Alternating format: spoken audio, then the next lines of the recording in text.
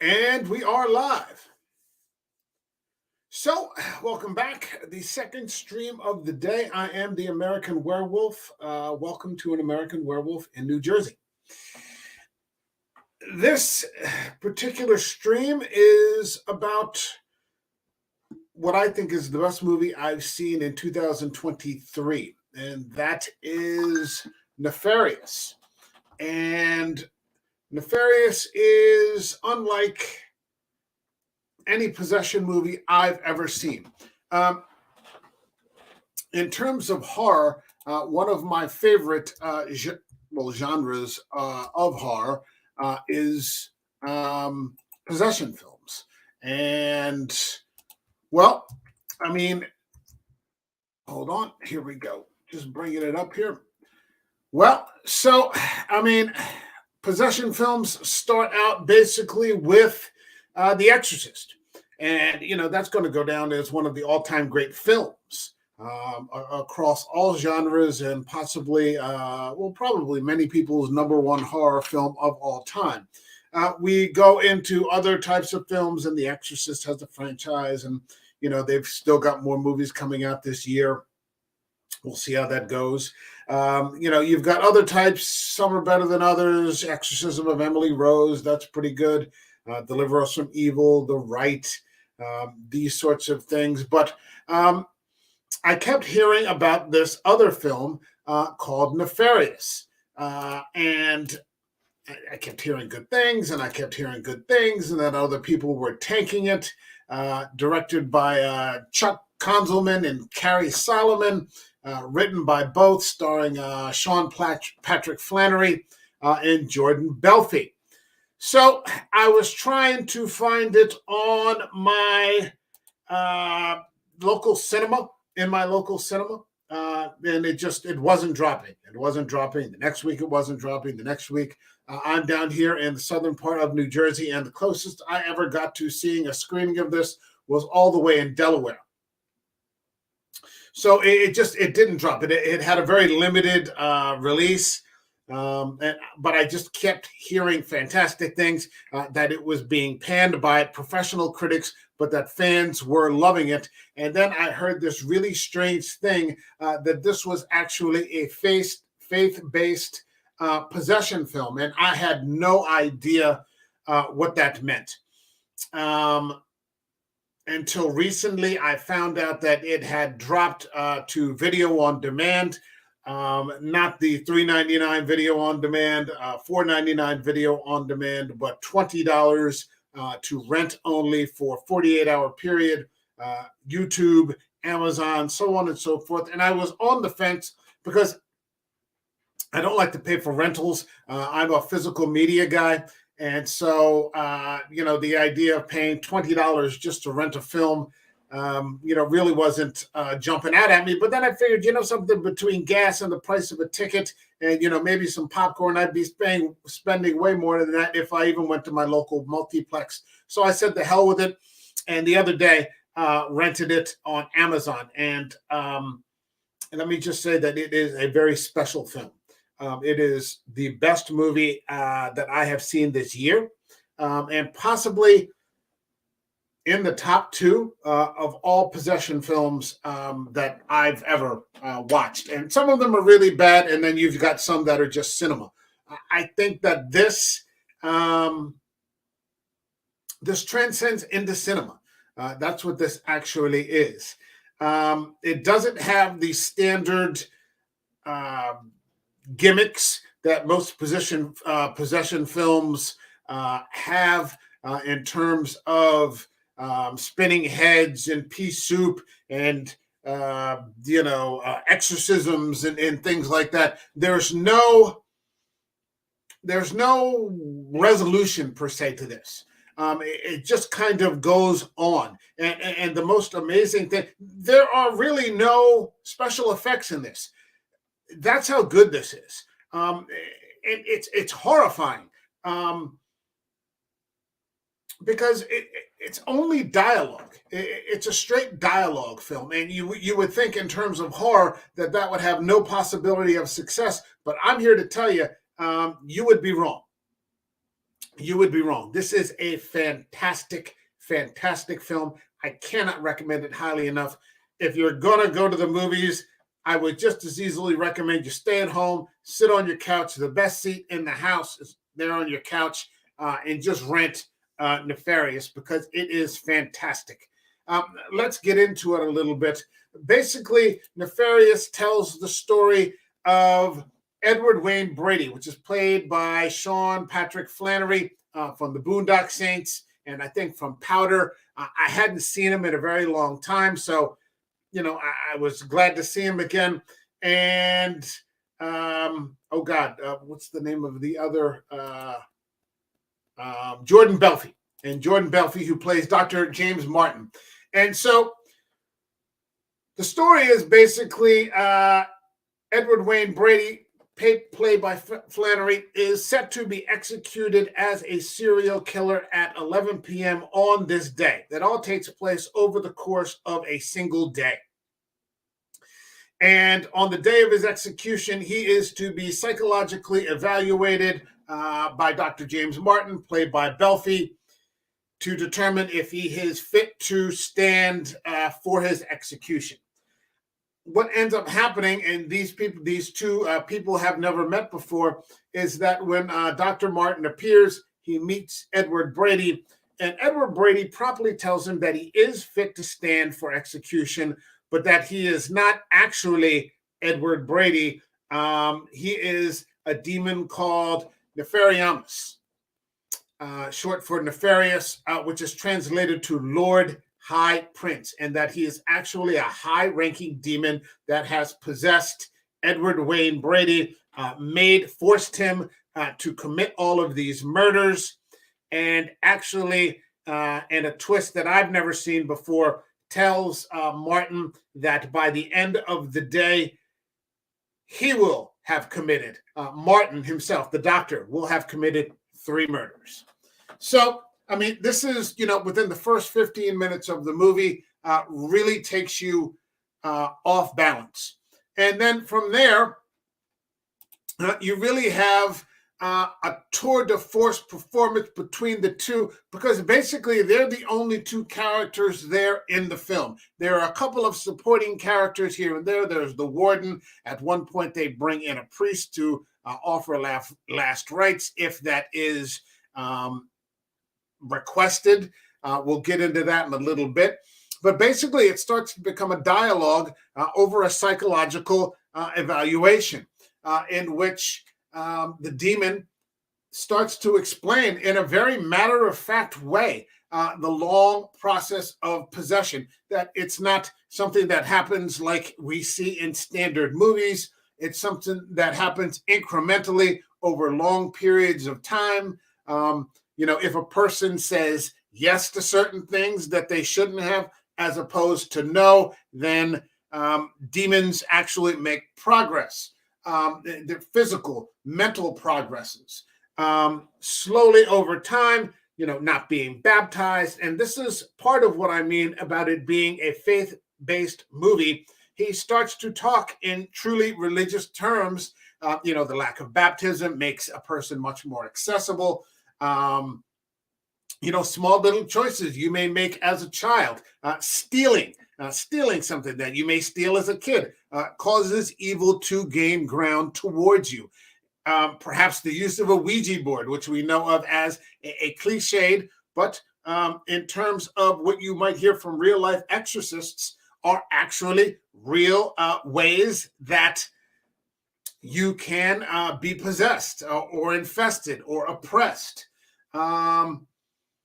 He really spares he gives you an open look behind the curtain as to the process of being possessed, what it is that he's doing there, which is to make people ruin themselves.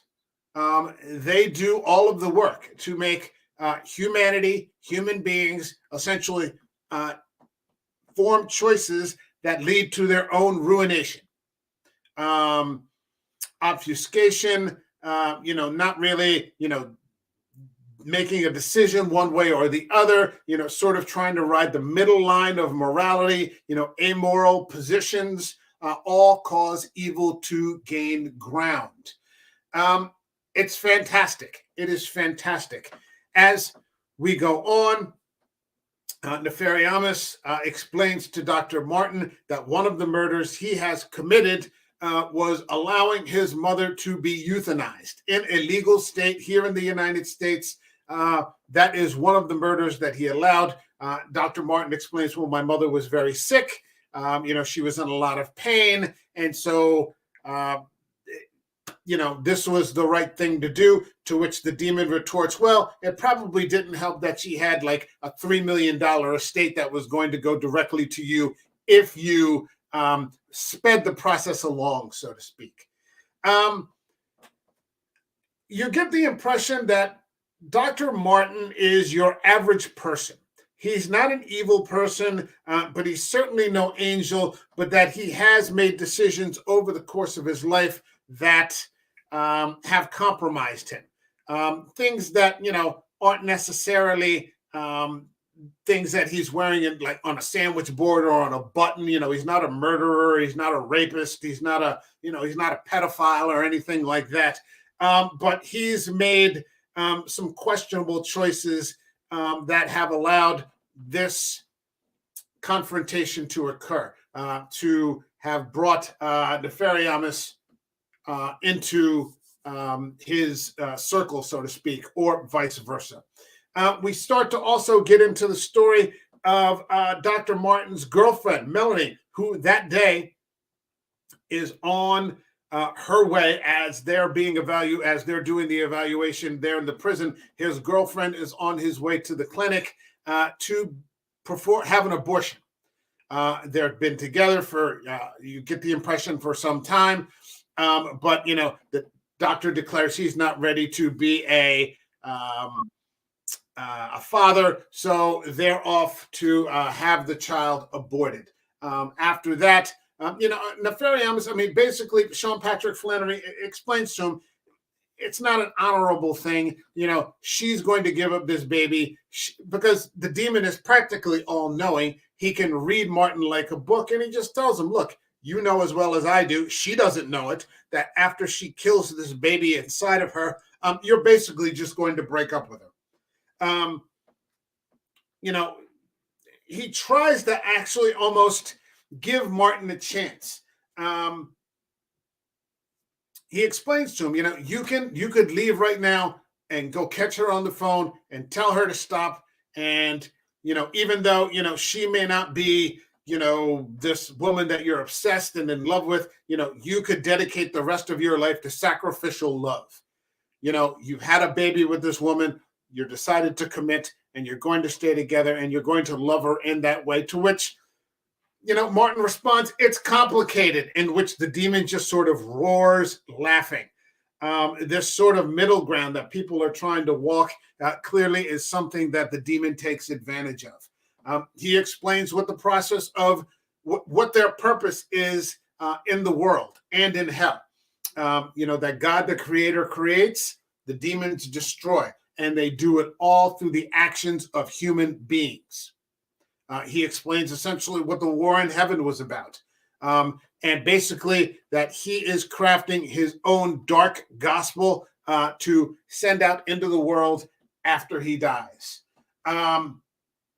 Basically explaining that man has thrown away religion and basically wants to be his own God. Man is at the center of the universe. He has placed himself at the center of the universe. It goes back and forth quite a bit. But essentially, the third murder that Nefarious convinces him that he's committed is that, he allows Nefarious to stand for the execution. I should also mention that there are several scenes in this movie where Sean Patrick Flannery becomes Edward Brady because the demon is very brash. He's very forthspoken. He doesn't hold back anything. And then in these brief exchanges where he lets go and allows Ed Brady to come forward. Brady is clearly this broken, sobbing person who is pleading for help. So Martin actually does believe that he is not fit to stand trial, but eventually he becomes so intimidated by what the demon is doing that he decides for himself that the best thing for them both, or for at least for him, Martin, would be if this man, or at least this physical form, is executed in terms of, I mean, and in this state, I forget what state it is. If it's Michigan, it's somewhere in middle America. Oklahoma. It's in Oklahoma. They still have the electric chair.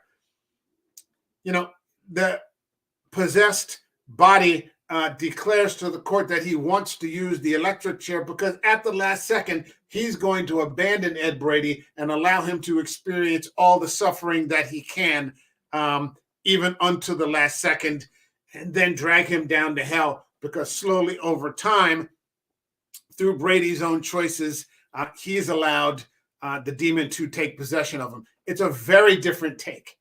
It's an extremely different take for what people are getting in terms of possession movies. There's no, lolling tongues, and, there's no, horrifying score, and there's no, eyes rolling in the back of the head. It is acting. This movie is powered, plain and simple, by acting. It isn't powered by special effects, frightening scores, roars, and demonic roaring, and all this sort of back and forth. It's just plain old-fashioned acting, and it works. So the three murders: his mother Clara, his girlfriend Melanie, his abortion, and finally Edward Brady going to the electric chair, constitutes the three murders. All the while towards the end, he even begs Martin in the electric chair, now that the demon has fled and is waiting for Brady to be executed, to tell them the truth, which he refuses to do. It's fantastic. It doesn't end there. And there's more at the end. And there's something at the end that I thought took just ever so slightly a bit away from the overall score, because I was thoroughly prepared to give this movie a 5 out of 5.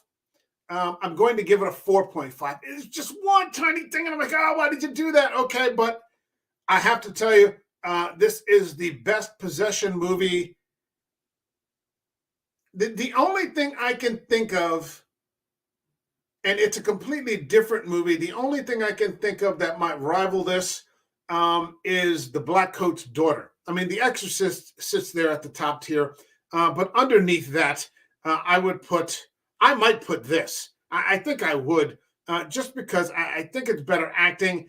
I don't know. It might be a two-way tie between that and The Black Coat's Daughter, but this is something completely different. A real faith-based possession film that explains so many things to you. It really does just give you this look completely behind the curtain. It opens up the curtain and says, here are the reasons why these things are happening. These are the reasons, that these people are suffering. This is the reason that this man is suffering. This is what you've done wrong. This moral ambiguity is the reason that, evil is allowed to slowly encroach upon humanity. And maybe you shouldn't be putting yourself at the center of the universe. Fantastic film. 4.5 stars. It's available to rent right now on any of your streaming services that you look, in terms of Amazon, YouTube, or wherever else you might rent a movie that isn't available yet on physical media. I'm telling you, it's the best $20 I've spent in quite a while.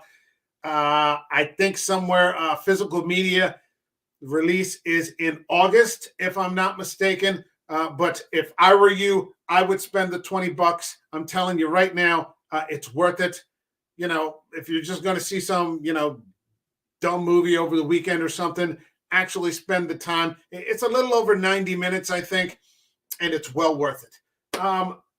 let's look at. I never do this. I'm going to put up some reviews actually that came up, and it says this picture. This is from Movie Web. This picture has the potential to become one of the best movies to be released in 2023. Here we are towards the end of June.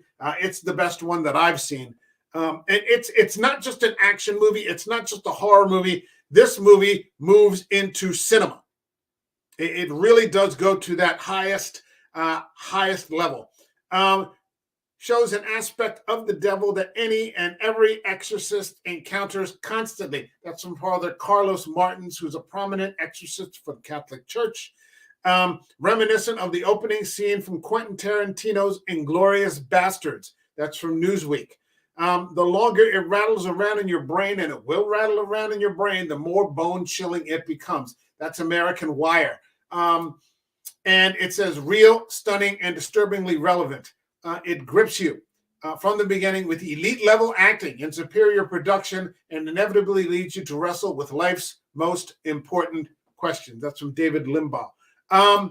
Yeah, they're not telling any lies. I never put other professional reviews up there, but this movie is like nothing I've ever seen before, and I really hope that you will take the time to watch it. Okay, that's my video right now. Please, again, check it out. It's called Nefarious, directed by Chuck Konzelman and Carrie Solomon, Sean Patrick Flannery starting, Jordan Belfi. Check it out, and we'll see you in the next video. All right, take care, everybody.